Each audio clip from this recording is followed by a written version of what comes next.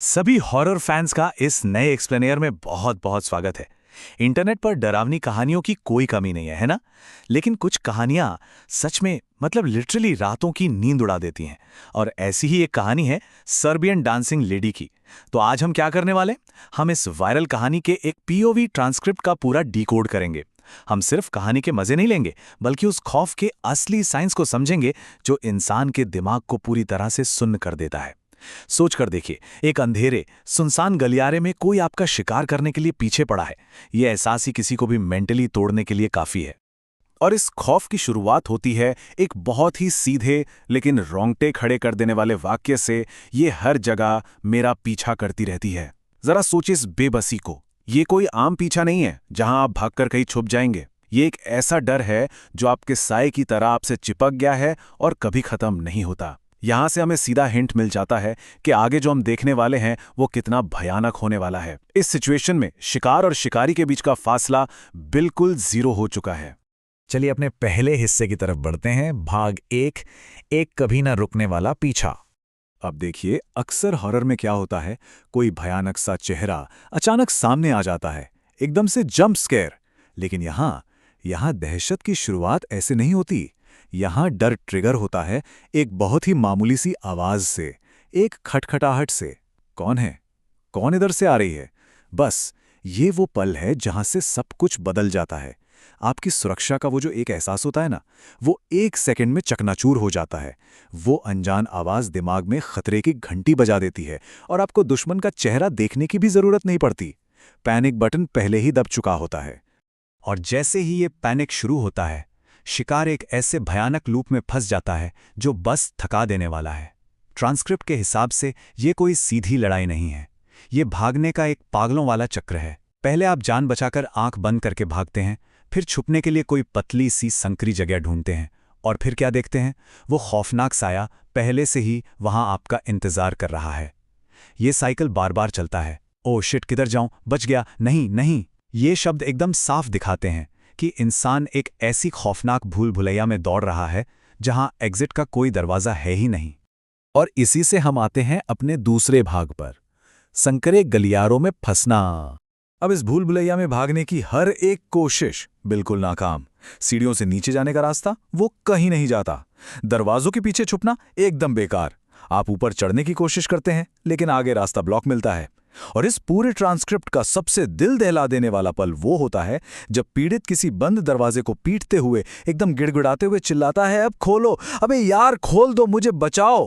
ये सीधा सीधा दिखाता है कि वो पतले गलियारे और बंद दरवाजे मिलकर एक ऐसा जाल बना रहे हैं जहां आपका दम घुटने लगता है।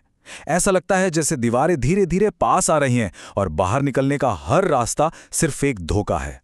और इसी घबराहट और जद्दोजहद के बीच दिमाग में सिर्फ एक ही भयानक सच्चाई गूंजती है, यहां तो छुपने की जगह ही नहीं है। जब आपको ये रियलाइज होता है कि आपके आसपास का माहौल, ये पूरी जगह आपको कोई सेफ्टी नहीं दे सकती, तो आपका डर एक अलग ही लेवल पर पहुंच जाता है। आपको बस भागते रहना है। एक सेकंड के लिए भी रुकने का मतलब क्या है? सीधा मौत। ये एहसास किसी भी इंसान को फिजिकली कम और मेंटली बहुत ज्यादा निचोड़ कर रख देता है। अब बात करते हैं भाग 3 की, मनोवैज्ञानिक दहशत, यानी असली साइकोलॉजिकल टेरर। क्योंकि असली डर उस चेहरे में नहीं है, असली डर इस खतरे के बिहेवियर में है, जो बिल्कुल अप्रत्याशित है। कभी दिखती है, कभी नहीं दिखती। अनिश्चितता, ये नहीं पता कि वो अगला हमला कहां से करेगी। अगर आपको पता हो कि कोई सामने से आ रहा है, तो आप लड़ने या भागने का माइंडसेट तो बना सकते हैं ना। लेकिन जब खतरा अचानक गायब हो जाए और आपको भनक तक ना लगे कि वो दीवार के पीछे है, छत पर है या एकदम आपके कंधे के पीछे खड़ी है, तो ये अनिश्चितता पीड़ित को हर पल खौफ में रखती है। इंसान का दिमाग इतना ज्यादा डर जाता है कि उसे हर परछाई में वही छुपी हुई नजर आने लगती है। और ये हमें ले जाता है हमारे चौथे हिस्से की तरफ, सुरक्षा का भ्रम। यहां पर एक बहुत ही डीप साइकोलॉजिकल खेल खेला जा रहा है। एक तरफ पीड़ित सोचता है, बच गया, आज तो बाल बाल बच गया। दिमाग को लगता है, चलो यार राहत मिली, हार्ट रेट थोड़ी नॉर्मल होती है।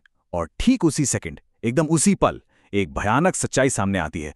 ओ शिट, ये तो यहीं खड़ी है।